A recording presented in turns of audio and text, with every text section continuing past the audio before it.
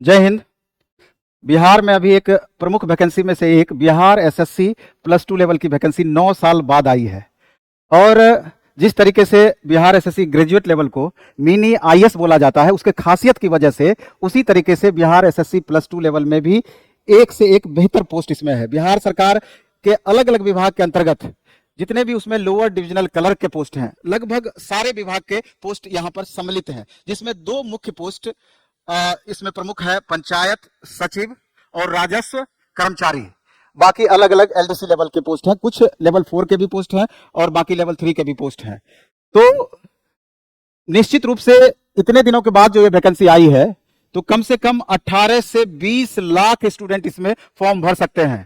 तो आपको ये बातें भी समझ में आएगी कि जब इतनी अधिक संख्या में फॉर्म स्टूडेंट भरेंगे तो निश्चित रूप से इसके कट ऑफ पर प्रभाव पड़ेगा। तो स्वाभाविक है कि कट ऑफ पर प्रभाव इसका पड़ेगा। और सबसे पहले तो आपको ये एक बात हम बता देना चाहते हैं, जिस संदर्भ में ये वीडियो है, कि हमेशा से देखा गया है कि बिहार एसएससी पिछली बार भी प्लस टू लेवल की जो वैकेंसी आई थी, तो डॉक्यूमेंट से रिलेटेड प्रॉब्लम एक इसमें मेजर प्रॉब्लम माना जाता है। क्योंकि अगर थोड़ा भी डॉक्यूमेंटेशन में आपका गलती हुआ तो सारा मेहनत आपका बेकार हो जाता है।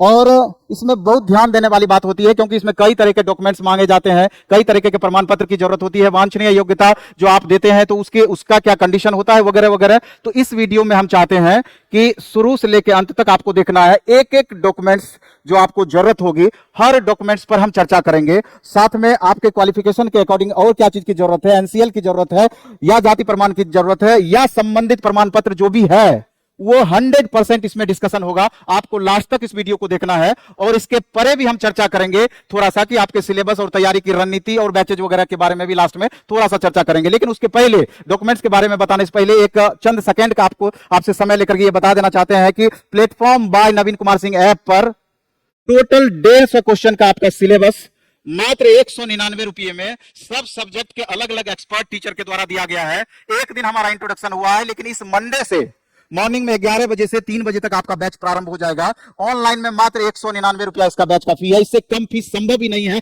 10 सब्जेक्ट से ज्यादा आपको पढ़ाई इसमें होना है। और ऑफलाइन मोड में हमारा 2 सेंटर, एक भिकना पहाड़ी सैदपुर मोड़ प्लेटफॉर्म बाय नवीन कुमार सिंह, दूसरा खान सर के कैंपस में हमारा नया ऑफिस जो खुला है, नया सेंटर जो खुला है, दोनों जगह मात्र 999 रुपया फी ऑफलाइन मोड में लगेगा। तो जो भी स्टूडेंट अगर चाहें तो बैच को कंटिन्यू कर सकते हैं। इसके अलावा सप्ताह में 2 दिन टेस्ट हमारा ऑनलाइन और ऑफलाइन मोड में प्रत्येक शनिवार और रविवार को 11 बजे से 1 बजे टेस्ट और 1:30 बजे से उसका डिस्कशन हो जाया करेगा। और ऑनलाइन में फी मात्र 50 रुपया 10 टेस्ट का लगेगा और ऑफलाइन में आपका फी 20 रुपया पर टेस्ट या 400 रुपये में आपका 20 टेस्ट का प्रावधान किया गया है। चलिए हम मेन चीज पर अभी आते हैं, जिसके संबंध में जिस रिगार्डिंग ये वीडियो हम बना रहे हैं, डॉक्यूमेंट्स रिगार्डिंग। आप देख रहे हैं कि आवश्यक प्रमाण पत्र या डॉक्यूमेंट्स इसमें क्या क्या लगना है, आवश्यक प्रमाण पत्र या डॉक्यूमेंट्स, उससे रिलेटेड इसमें चर्चाएं हैं। तो चलिए हम आते हैं आपके काम की बातों पर। आप देख रहे हैं कि इसमें 3 तरह के डॉक्यूमेंट्स की बात की गई है, 3 तरह की योग्यता की बात कही गई है, कि जैसे एक शैक्षणिक प्रमाण पत्र की बात कही गई है, तकनीकी प्रमाण पत्र की बात कही गई है और वांछनीय योग्यता से संबंधित प्रमाण पत्र की बात कही गई है। तो इसमें हम आगे चलते हैं, अब एक एक डॉक्यूमेंट्स पर चर्चा करते हैं। आप देख रहे हैं कि प्रमाण पत्र में सबसे पहला जो हमने नाम लिखा है 10th का सर्टिफिकेट और 12th का सर्टिफिकेट। 10th का सर्टिफिकेट आप देखे होंगे कि जब आप एग्जाम देते हैं तो उसके 1 साल 1.5 साल के बाद उसका ओरिजिनल सर्टिफिकेट या मूल प्रमाण पत्र आपका आ जाता है स्कूल में या कॉलेज में, तो उस मूल प्रमाण पत्र की आपको जरूरत पड़ेगी 10th या 12th का।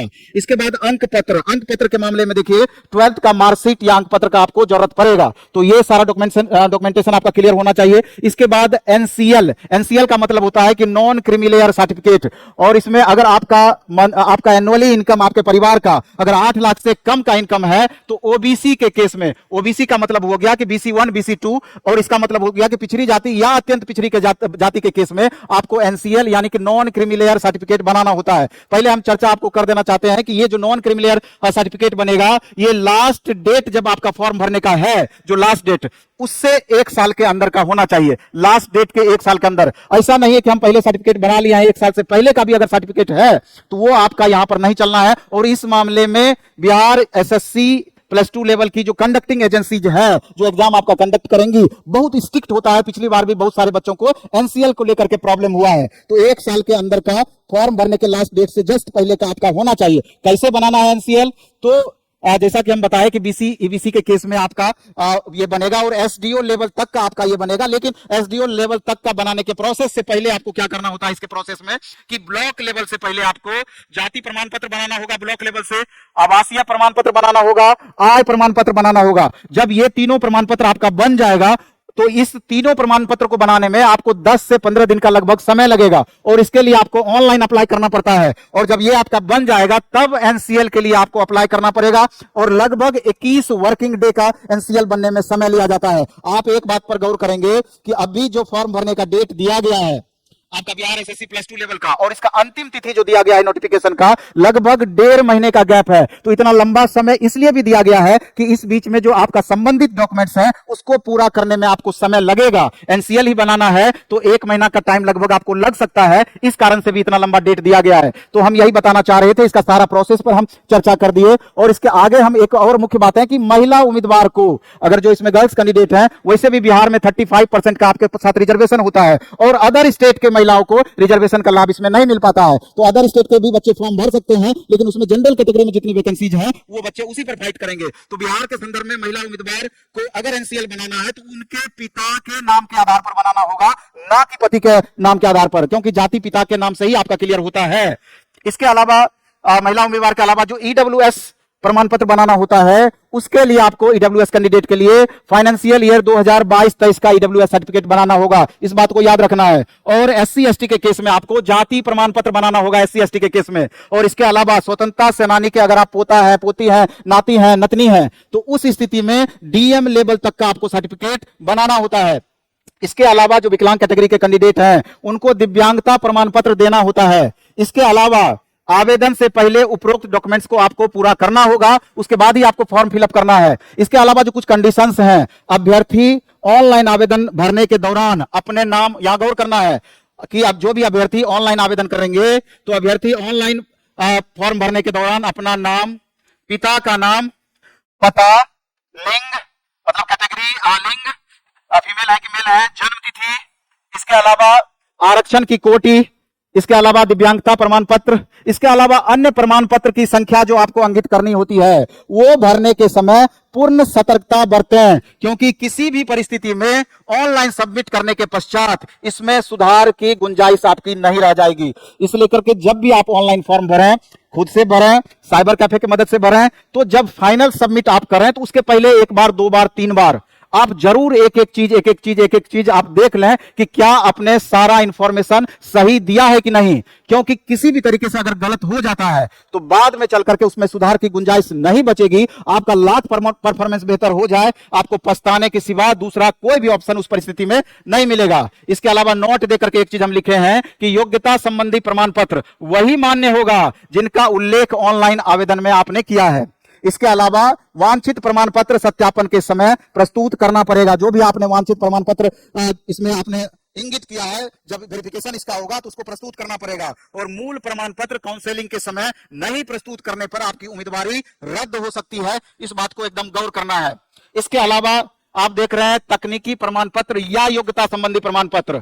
तकनीकी प्रमाण पत्र या योग्यता संबंधी प्रमाण पत्र में आपका जो बात किया गया है, जैसे कंप्यूटर सर्टिफिकेट, इसमें बहुत सारा ऐसा पोस्ट है। अगर आपके पास कंप्यूटर सर्टिफिकेट है 6 महीने अथवा साल भर का, अगर आपके पास में टाइपिंग सर्टिफिकेट है हिंदी अथवा इंग्लिश का, तो आप सारे पोस्ट को भर पाएंगे, नहीं तो कुछ सेलेक्टिव पोस्ट आपका छूट सकता है। इसमें एक चीज हम लिखे हैं कि सर्टिफिकेट अस्थायी इंस्टीट्यूट से मान्यता प्राप्त होना चाहिए और इसकी ऑथेंटिसिटी के लिए आपको नेट पर भी चेक कर लेना चाहिए, क्योंकि अगर आप इसका ऑथेंटिसिटी चेक नहीं करेंगे, अगर कोर्स से रिलेटेड ऑथेंटिसिटी जहां से आप सर्टिफिकेट लिए हैं नहीं चेक करेंगे, तो अभी क्या होता है कि बहुत सारे इंस्टीट्यूशन इस तरह के हैं कि अभी दुकान खोल करके बैठ जाएंगे और आप सर्टिफिकेट वहां से ले लेंगे और बाद में पता चलेगा कि वेरिफिकेशन के समय में उस इंस्टीट्यूट का कोई नामो निशान नहीं है और उस समय आपको भारी परेशानी झेलना पड़ सकता है। इसलिए ठोक बजा करके सर्टिफिकेट लें। और ये जो सर्टिफिकेट होगा आपको जब इसका फॉर्म निकला हुआ है तो इससे पहले का होना चाहिए, इस बात पर आपको गौर करना चाहिए। और जो सर्टिफिकेट लेते हैं तो उसके रिगार्डिंग आपको नॉलेज भी होना चाहिए। नहीं तो खाली आप सर्टिफिकेट ले लेंगे,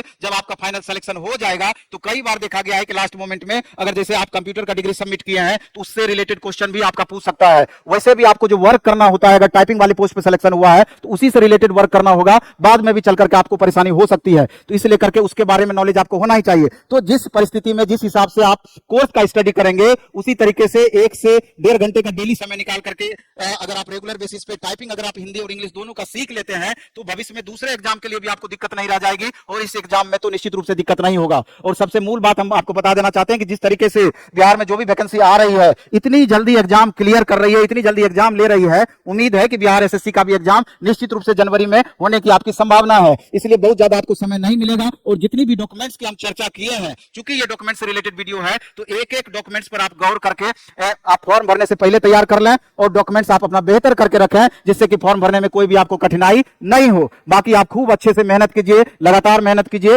एक अच्छी अपॉर्चुनिटी आपके पास आई है, इसका निश्चय ही लाभ उठाने का प्रयास कीजिए। धन्यवाद।